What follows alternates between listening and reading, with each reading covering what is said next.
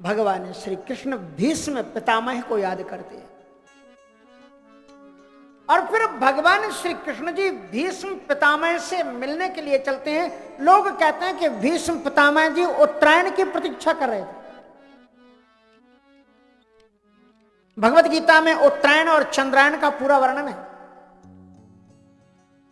लेकिन एक बात को नोट कर लेना कि भक्त का उत्तरायण केवल उसका परमात्मा होता है। जिस समय भगवान उसके सामने हो तो कोई भी आयन रहे, कोई भी आयन रहे, चाहे दक्षिणायन चाहे उत्तरायण, सब हरदम उसके लिए उत्तरायण ही है। भगवान श्री कृष्ण सज्जनों के साथ, पांडवों के साथ, और अकेले नहीं गए हैं महाराज, बड़े बड़े ऋषिमुनि लोगों ने उनका अनुगमन किया है। पैल, वैशंपायन, भृगु, अंगरा, पुलह, कणादि, जावाली, मत, अत्रि, बड़े बड़े ऋषिमुनि लोग उनके साथ में गए। और उस समय पर महाराज बड़ी सुंदर सुंदर उन्होंने प्रार्थनाएं की हैं। उन्होंने कहा है कि महाराज बड़ा सुंदर सुंदर उन्होंने उपदेश दिया है। भीष्म पितामह जी ने भगवान का दर्शन किया, सजल नेत्र हो उठे। गोविंद ने कहा आपकी आंखों में आंसू क्यों हैं? कहा मैं चाहता था कि मैं उठ करके आपका स्वागत करूं, लेकिन हे गोविंद मैं क्या करूं, मैं उठ नहीं सकता। मेरा मन कर रहा था कि मैं उठ करके आपको अंतःकरण से, हृदय से लगाता, तो गोविंद ने कहा कि आप उठ नहीं सकते तो मैं झुक तो सकता हूं। और भगवान श्री कृष्ण अपनी पीताम्बरी युक्त अपने वक्षस्थल को उनके वक्षस्थल से मिलाते हैं। उस समय पर श्री भीष्म पितामह जी ने बहुत सुंदर सुंदर उपदेश दिए हैं युधिष्ठिर को। दान धर्मान, राज धर्मान, स्त्री धर्मान विभागशः, मोक्ष धर्मान, समासव्यास योगिता। जितने भी धर्म थे उन सभी धर्मों का व्यास और समास दोनों प्रक्रियाओं से उन्होंने विवेचन किया। जब वो बता रहे थे कि यत्र नार्यस्तु पूज्यन्ते रमन्ते तत्र देवताः, युधिष्ठिर ध्यान रखना जब तुम्हारा राज्य हो तो नारी का सम्मान होना चाहिए। जिस देश में नारी का सम्मान नहीं होता है वो राष्ट्र डूब जाता है। द्रौपदी को हंसी आ गई। द्रौपदी को हंसते हुए देख करके भीष्म पितामह ने कहा कि द्रौपदी तुम हंस क्यों रही हो? कहा कुछ नहीं, मेरी ये गलती है कि आप जैसे सत्पुरुष के सामने में हंस रही हो। कहा नहीं नहीं, तुम्हारी हंसी सामान्य तो नहीं हो सकती, कोई कारण तो होगा।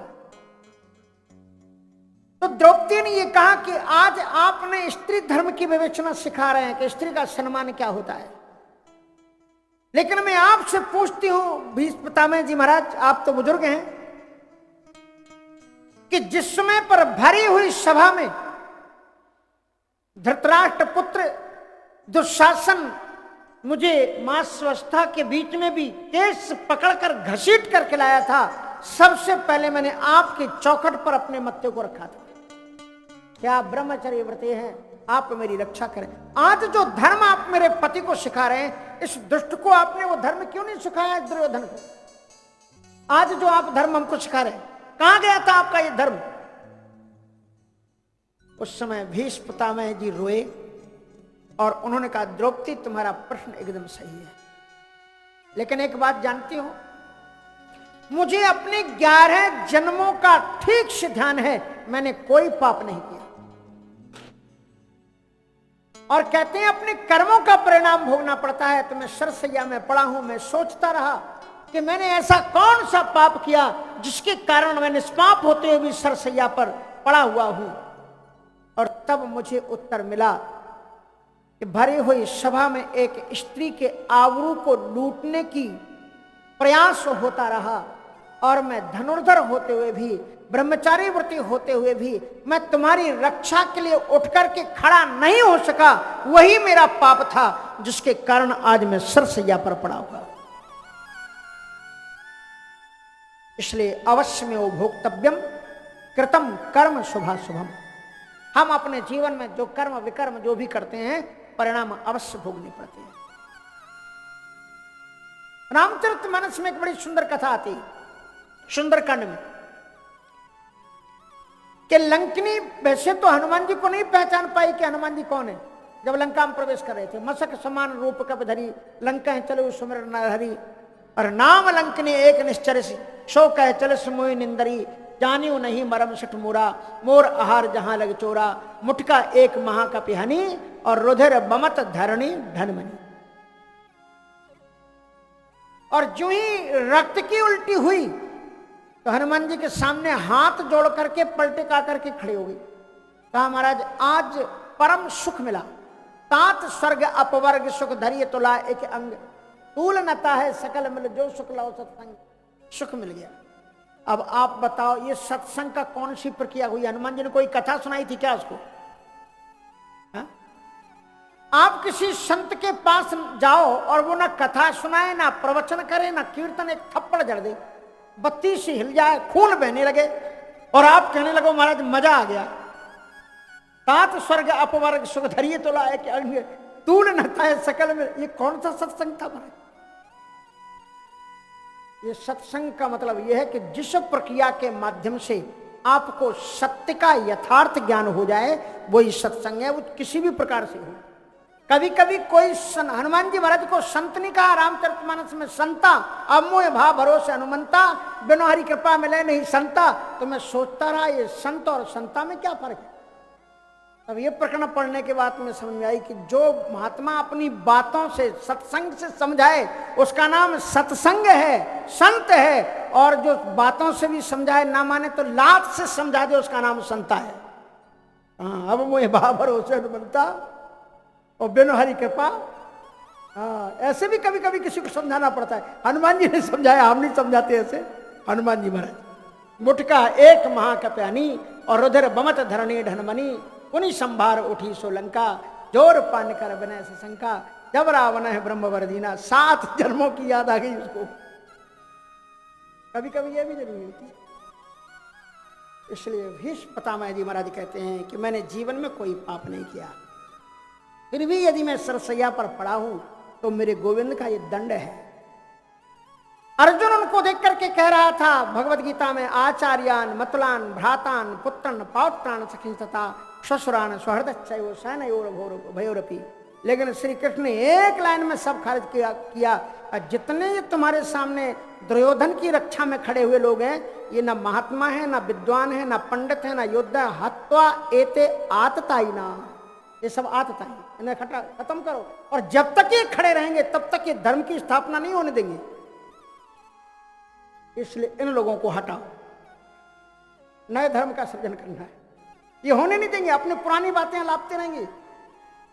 इसलिए हत्वा, ये कोई धार्मिक नहीं है, धर्माचार्य नहीं, ये विद्वान नहीं, ये क्या हत्वा एते आतताई। आतताई, आतताई मानी आतंकवादी, शुद्ध शब्दों में बात करें, धर्म को नहीं पनपने दे रहे हैं। ऐसे भीष्म पितामह जी महाराज ने दान धर्मान, राज धर्मान, मोक्ष धर्मान विभाग सा, स्त्री धर्मान, भगवत धर्मान साहो पायान यथामने, अर्थ धर्माश्च मोक्षांश साहो पान यथामने। सम विभाग और उत्तर के साथ में और उद्धरणों के साथ में भीष्म पितामह जी ने उनका निरूपण किया। और अंत में मेरे गोविंद से वो प्रार्थना करते हैं कि हे गोविंद, अब मेरा अंतिम समय आ गया है, इसलिए अब आप एक कृपा करो कि आप सामने में खड़े हो जाओ, ये कदम मुकाबले। और फिर भगवान का बहुत सुंदर वो ध्यान करते हैं, ध्यान करते हुए प्रार्थना भी करते हैं। इतिमति रूपी कल्पिता वितृष्णा भगवत सात्वत पुंगिवे विभूमनि, स्वसुख मुपगते क्वचिद विहर्तुम, प्रकृति मुपेयुषि यद भव प्रवाह। कहते हैं इति मति रूप कल्पिता वितृष्णा, ये जो मेरी ये बुद्धि है, मेरी ये कन्या है जो आज तक अविवाहित है, मैं उसके लिए सुयोग्य वर दूल्हा की तलाश में था। और आज मुझे यह पता लगा कि आपके समान मेरी कन्या के लिए कोई वर हो नहीं सकता। तो लोग कान खोल करके सुनने लगे, इनको तो हम ब्रह्मचारी समझते थे, इनकी तो एक कन्या भी है। लेकिन श्री भीष्म पितामह जी महाराज ने कहा कि वो कन्या कोई और नहीं, इति मति, हमारी जो बुद्धि है वही कन्या है। इति मति रूप कल्पिता वितृष्णा, उसको मैंने सांसारिक विषयों से तृष्णा रहित बनाया है, संसार में उस बुद्धि को बंधने न दिया। नहीं तो पुरंजनोपाख्यान आप सुनेंगे, तयो प्रूढ़ा परिरब्ध कंद्रे रहो न मंत्री रपकृष्ण चेतना। संसार में मैंने अपनी बुद्धि को नहीं लगने दिया, इस बुद्धि को संसार में मत लगने दो। सांसारिक नाते रिश्तेदारियों में मत डुबाओ, भगवान से नाते रिश्तेदारी करो। सात्वत पुंगवे विभूमि सात्वताम पतये नमः, आप सात्वपति हैं, सत्वपति हैं, महात्माओं के आप आधेय हैं। इसलिए आज मैं अपनी उस मति रूपी कल्पना को हे गोविंद आपके श्री चरणों में समर्पित करता हूं। यद्यपि आपको मेरी बुद्धि की क्या आवश्यकता है, लेकिन प्रकृति मुपे युष यद भवत प्रवाह, सृष्टि रचना करने में आपको किसी की आवश्यकता नहीं है। लेकिन जिस प्रकार आप सर्व सक्षम होने के बावजूद भी समय आने पर प्रकृति और माया का आश्रय ग्रहण करते हैं, उसी तरह से अगर आपका मन करे तो मेरी बुद्धि को भी अपनी बुद्धि में मिला लेना गोविंद, मेरी बुद्धि का भी जीवन धन्य हो जाएगा। प्रकृति मुपे युष यद भव प्रवाह, त्रिभुवन कमलम तमाल वरणम, त्रिभुवन कमलम तमाल वरणम, रवि कर गौर वरांबरम दधारि, रवि कर गौर वरांबरम दधारि, बपुरलुकला वृताननाब्जम, बपुरलकुला वृताननाब्जम, विजय सखेरति रस्तु में नभज्या, विजय सखेरति रस्तु में नभज्या, त्रिभुवन कमलम तमाल वरणम, त्रिभुवन कमलम तमाल वरणम। हे त्रिभुवन के कमनीय देवता हे श्री कृष्ण, तमाल वर्ण, तमाल पत्रों की तरह नील रंग से सुशोभित होने वाले बपुरलंग कुलावृताननाब्जम, आपका ये जो सुंदर मुखारविंद है ये कमल की तरह है, और उसके ऊपर आपकी जो घुंघराली लटें लटके मुख ऊपर, छवि लोचन लाल कपोलन की, निवछावर प्राण करें तुलसी, बलि जाऊं लला इन बोलन की, घुंघराली लटें लट के मुख पर छवि, मोतिन माले अमोलन की। इसलिए पप्पू रलक कुला वृताननाब्जम, आपका जो मुखार बिंद है ये कमल की तरह है, और उस मुख के ऊपर जो घुंघराले घुंघराले बाल हैं चारों तरफ, ऐसा प्रतीत होता है मानो कि कमल पंखुड़ियों को, कमल को चारों तरफ से भौरों ने घेर रखा है। वृताननाब्जम, ऐसे हे विजय सखे, विजय सखे मानी हे अर्जुन पार्थ सखा, हे गोविंद मैं आपसे केवल इतनी ही प्रार्थना करता हूं कि विजय सखे रति रस्तु में नवद्या, आपके श्री चरणों में नित्य नूतन अविरल भक्ति बढ़ती रहे। ये भक्ति कैसे बढ़ती है? का भक्ति तरु पौधा ताहे विघ्न डर छेरी हो को, बारि दे विचार बारि सींचो सत्संग। भक्तमाल का ये पद, जैसे आप एक पौधा लगाते हो खेत में या दरवाजे पर, तो आपको डर लगता है कि उस पौधे को कहीं बकरी ना खा जाए, तो आप उसकी रखवाली करने के लिए चारों तरफ से कांटे लगा देते हो। और बात बकरी की भक्तमाल में क्यों की गई? इसलिए बकरी की बात बताई गई क्योंकि गाय भी पौधे को खाती है, भैंस भी पौधे को खाते हैं, बैल भी खाते हैं, ऊंट भी खाते हैं, पर बकरी का ही नाम क्यों लिया गया? क्योंकि गाय, भैंस, बैल आदि जिस पौधे को खाते हैं उसके ऊपर ऊपर के पत्तों को खा लेते हैं, लेकिन जड़ को छोड़ देते हैं। फिर पनप सकता है। लेकिन आपने कभी बकरी को चराया? बकरी को चरते हुए देखा? आप गौर से देखना। बकरी का नाम लिया है। बकरी का इसलिए लिया कि उसका लंबा थुथना होता है, लंबा मुख। पहले वो पूरे पौधे को मुख में भर लेती है, पूरे पौधे को मुख में भर लेती है, फिर एक झटका ऊपर को ऐसा मारती है, पौधा जड़ समेत तो खड़ा हुआ चला आता है। फिर डाल के नीचे ला करके पत्तों को खा लेती है और जड़ को काट करके फेंक देती है। बकरी का खाया हुआ पौधा फिर दोबारा पनप नहीं सकता। तो दूसरे जो विकार हैं यदि जीवन में आते हैं तो उन्हें नष्ट करके फिर भक्ति को अंकुरित किया जा सकता है। लेकिन संस्कृत शब्दकोश में अजा मानी माया मानी अजा और अजा मानी माया कहा गया है। और संस्कृत में अजा मानी बकरी भी है। अजा के दो अर्थ हैं, अजा मानी बकरी और अजा मानी माया। ये माया रूपी बकरी जब भक्ति रूपी पौधे को खा ले तो फिर महाराज भक्ति फिर पनप नहीं सकती। तो क्या करते हैं संसार के लोग? उसको आवृत करने के लिए चारों तरफ से कांटों की बाड़ी लगा देते हैं। तो ये जो आपका भक्ति रूपी पौधा, जो गुरु ने आपको दीक्षा दी, सत्संग में आपको जो भक्ति मिली, परम श्रद्धेय संत श्री बाल जी महाराज आपको भक्ति का अंकुर बीज बोते रहते हैं। तो ये जब पौधा उदित हो तो उसकी रखवाली का क्या तरीका है? बोले कांटे लगाओ चारों तरफ से, ताकि बकरी उसमें मुख ना डाल सके। तो भक्तमाला में कहते हैं ये कांटा क्या होगा? तो कहते हैं बार हृदय विचार, बार सींचो सत्संग सो। विचारों की बाड़ी लगा दो। जो भक्ति का पौधा है ना, क्या करना है? उसके चारों तरफ विचारों की बाड़ी लगा दो। इसलिए भक्तों के जीवन जो जीवनचर्या होती है विचार पूर्वक होनी चाहिए, मनमानी नहीं।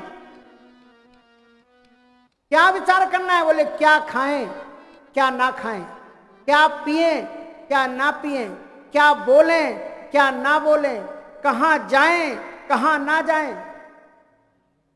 इसलिए वारिदय विचार। साधना में सबसे पहला स्थान भोजन का होता है। आप लंगर तो आपको मिलता ही है, चेक करके देखो, और आप घर के 56 व्यंजन खा करके देखो। जिस दिन आप मंदिर का लंगर का प्रसाद लोगे उस दिन आपके जीवन में विकार नहीं आएंगे, राग द्वेष की वृत्ति पैदा नहीं होगी, दूसरों को हिंसा करने का प्रभाव नहीं आएगा। क्योंकि जैसा खाओगे अन्न वैसा बनेगा मन, और जैसा पियोगे पानी वैसी बोलोगे वाणी। इसलिए भगवद गीता में कहते हैं कि आहार शुद्धौ सत्य शुद्धौ सत्य शुद्धौ ध्रुव स्मृता। भोजन शुद्ध होना चाहिए। इसलिए बड़ी अच्छी बात की गई कि बारिदय विचार, विचारों की बाड़ी लगाओ। श्रीमद् भागवत के प्रथम स्कंद के दूसरे अध्याय में जो धर्म की स्थापना है, अद्भुत विवेचना है। कहते हैं धर्मस्य ह्यपवर्गस्य नार्थोर्थायोपकल्पिते। श्रीमद् भागवत में धर्म का अर्थ अलग करते हैं। कहते हैं अपवर्जन का नाम ही धर्म है। आपकी आंखें गलत देखती हैं, आप गलत देखने के पहले आंखों को रोक लो, इसी का नाम धर्म है। आपके हाथ गलत काम करने जा रहे हैं, गलत काम करने से पहले हाथों को रोक लो, इसी का नाम धर्म है। आपके पांव गलत उठ करके गलत जगह जा रहे हैं, उसके पहले पांव की गति को रोक लो, इसी का नाम धर्म है। धर्म से ह्यपवर्ग से नार्थोर्थ है। धर्म अर्थोपार्जन का साधन नहीं है, इसी का नाम धर्म है। इसलिए हमारे वेद भी कहते हैं भद्रम करणे भी सुनिया। हम कानों से भद्र सुने और भद्रम पश्ये। कानों से हम सही सुने और आंखों से सही देखें। दुनिया में तमाम दृश्य हैं, पर तुम्हें निर्णय करना है कि क्या तुम्हें देखना है क्या नहीं देखना है। बड़ी सुंदर बात है इसमें कि बारिदे विचार, भक्तमाल में कहते हैं कि विचारों की बाड़ी लगा दो, और अगर आपने कांटे चारों तरफ से लगा दिए, बकरी तो मुख नहीं डाल पाएगी, बकरी उस पौधे को नहीं खा पाएगी, लेकिन अगर पानी ना दो तो पेड़ सूख नहीं जाएगा, तो भी खतरा है। बाड़ी भी लगा दो और उसके बाद में एक काम और करो। क्या काम करना है? बोले बारिदे विचार बारी सींचो सत्संग सो। उस भक्ति रूपी पौधे में सत्संग रूपी पानी से उसको बराबर सींचते रहो। सत्संग करते रहोगे तो ईश्वर तुमसे रिझ जाएगा। अनंत वर्षों की तपस्या से ज्यादा प्रभावशाली होता है एक घड़ी का सत्संग। एक घड़ी आधी में पुनिया। इसलिए किसी ने कितना सुंदर एक भजन कहा है कि हे ईश्वर, तेरे प्राप्त करने का साधन तो सत्संग ही है। शाम तेरे मिलने का सत्संग ही बहाना है। शाम तेरे मिलने का। ताली बजाते हुए भाव से मस्ती सिखाइए। दुनिया वाले क्या जाने मेरा रिश्ता पुराना है। दुनिया वाले क्या जाने मेरा रिश्ता पुराना है। शाम तेरे मिलने का।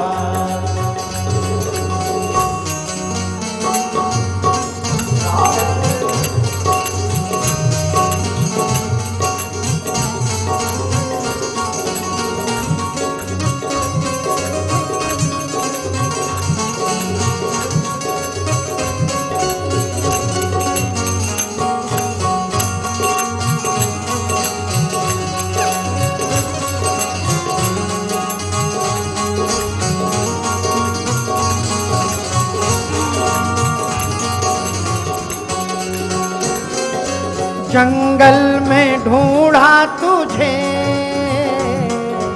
मंदिर में पाया है।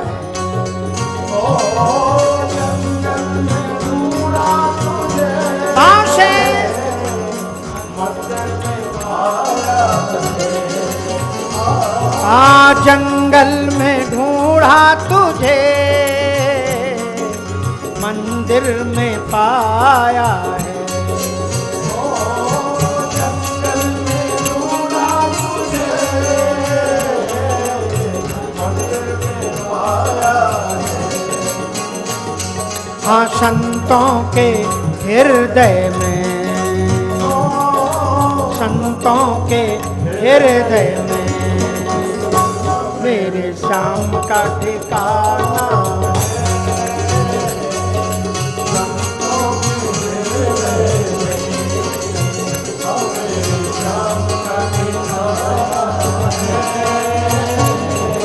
श्याम तेरे मिलने का।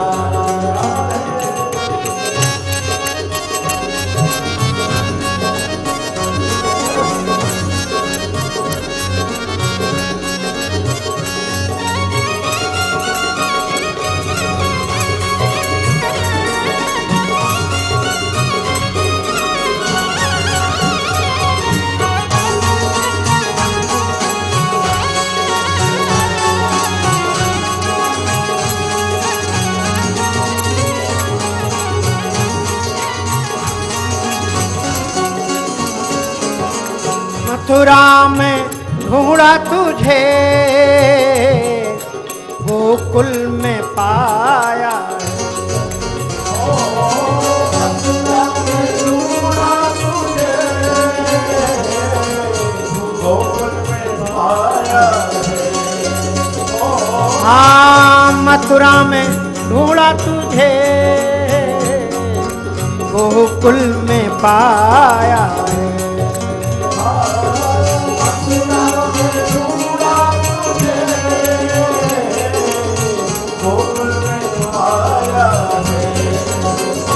हाँ, वृंदावन वृंदावन की गलियों में, वृंदावन की गलियों में मेरे श्याम का ठिकाना है।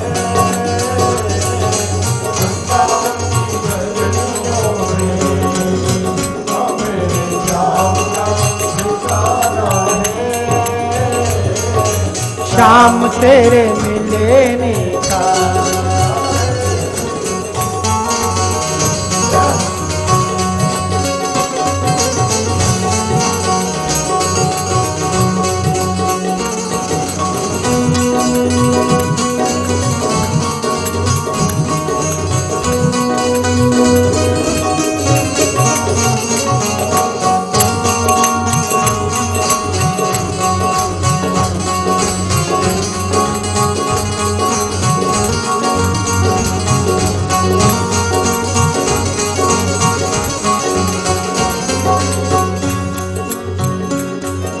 बालों में ढूंढा तुझे, गोपियों में पाया है। बालों में ढूंढा तुझे, गोपियों में पाया है। ओ बालों में ढूंढा तुझे, गोपियों में पाया है।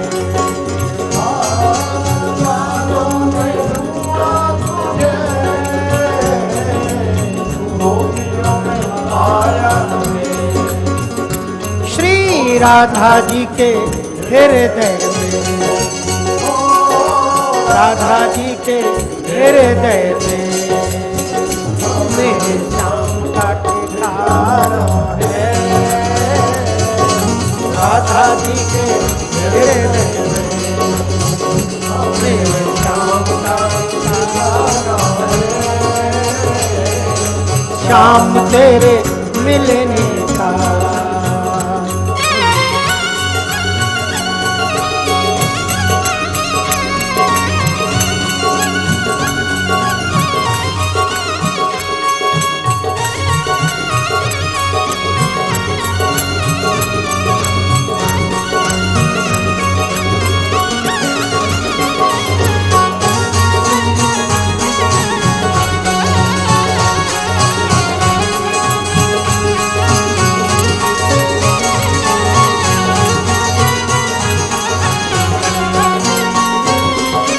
गंगा में ढूंढा तुझे,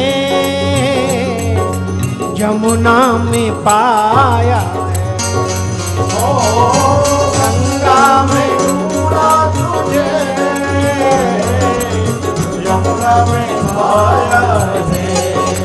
ओ गंगा में ढूंढा तुझे, जमुना में पाया। गंगा में ढूंढा तुझे, यमुना में पाया है। हाँ प्रेम की नदिया में, प्रेम की नदिया में मेरे श्याम का ठिकाना है। प्रेम की नदिया में श्याम का ठिकाना है। श्याम तेरे मिलने का बहाना है। श्याम तेरे मिलने का सतसंगी बहाना है। श्याम तेरे मिलने का स्वनिगममपहाय मत प्रतिज्ञां ऋतमति कर्तुम अवप्लुतो रथस्थः धृतरथ चरणो भयाद चलद गुरु हरिरेव हन्तुमिवं गतोत्तरीया। श्री भीष्म पितामह महाराज भगवान की मंगलमयी छवि का चिंतन करने के बाद भगवान के मुखारविंद का ध्यान करते हैं, उनके सिर के घुंघराले बालों को ध्यान करते हैं। और कुरुक्षेत्र की रणभूमि में घोड़ों के टापों से उड़ उड़ करके जो रज उनके बालों पर पड़ी हुई है, उस रज का भी ज्ञान करें।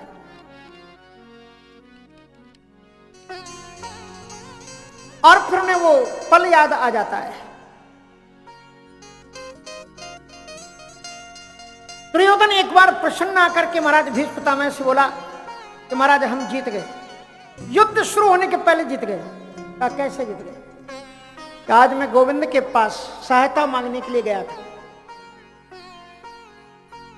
गोविंद के पास पहुंचा तो मैं पहले था, बाद में अर्जुन आया था, लेकिन फिर भी उन्होंने उसको मौका दिया कि तू जो मांगे सो पहले मांग ले। वो चरणों की तरफ बैठा था, गोविंद ने बहाना बनाया कि मैंने इसको पहले देखा। अच्छा चल। गोविंद ने कहा कि मेरे पास में दो चीजें हैं, एक तरफ मेरी अक्षौणी सेना है और दूसरी तरफ मैं हूं, और मेरी ये शर्त है कि मैं शस्त्र नहीं उठाऊंगा। अब बोलो अर्जुन तुम्हें क्या चाहिए? अर्जुन ने कहा गोविंद मुझे सेना नहीं चाहिए, मुझे शस्त्र नहीं चाहिए। जहां पर धर्म है और जहां पर गोविंद है, जय वहीं पर रहती है, चाहे सेना हो चाहे ना हो।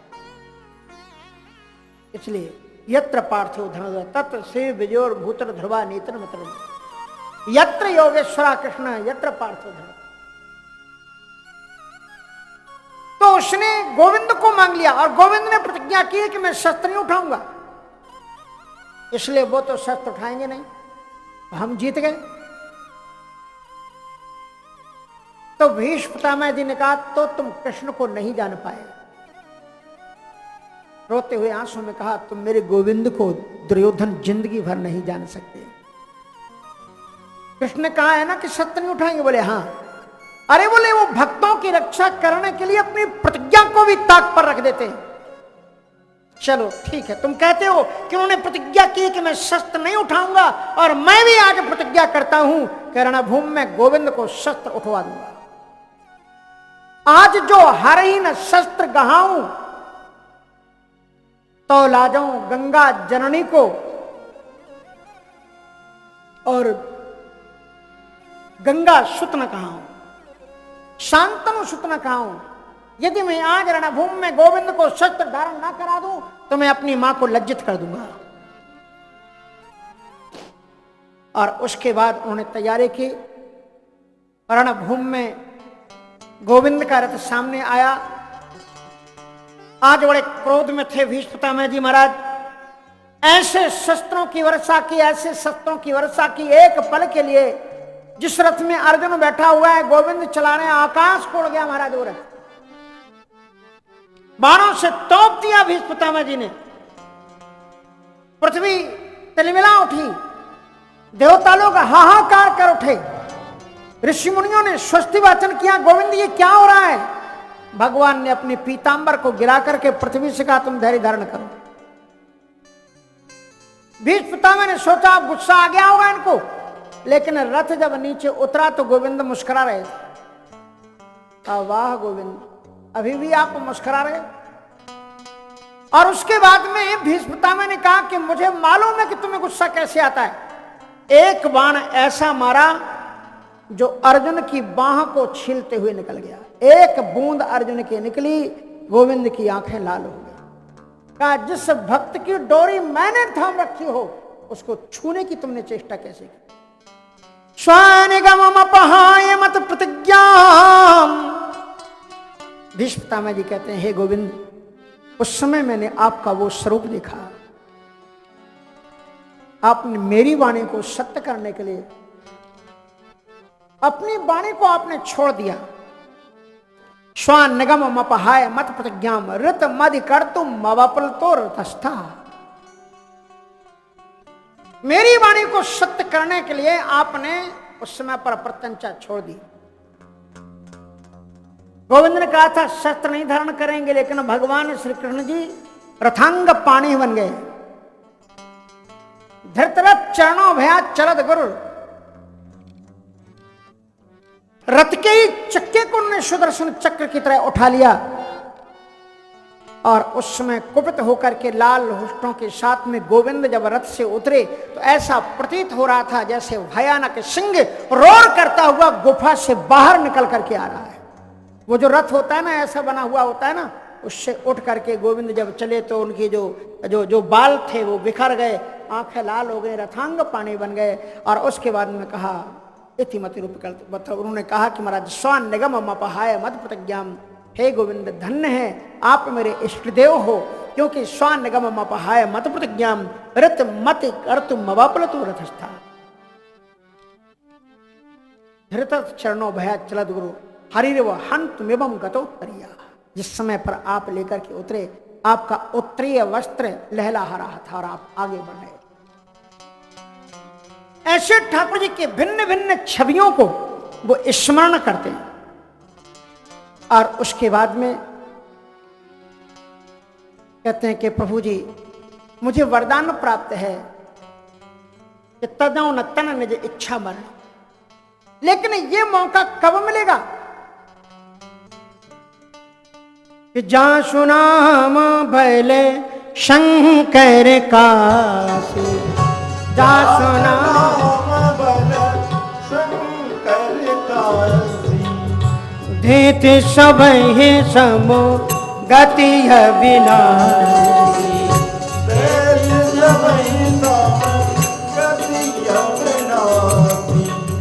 सोई लोचन गोचर आगे,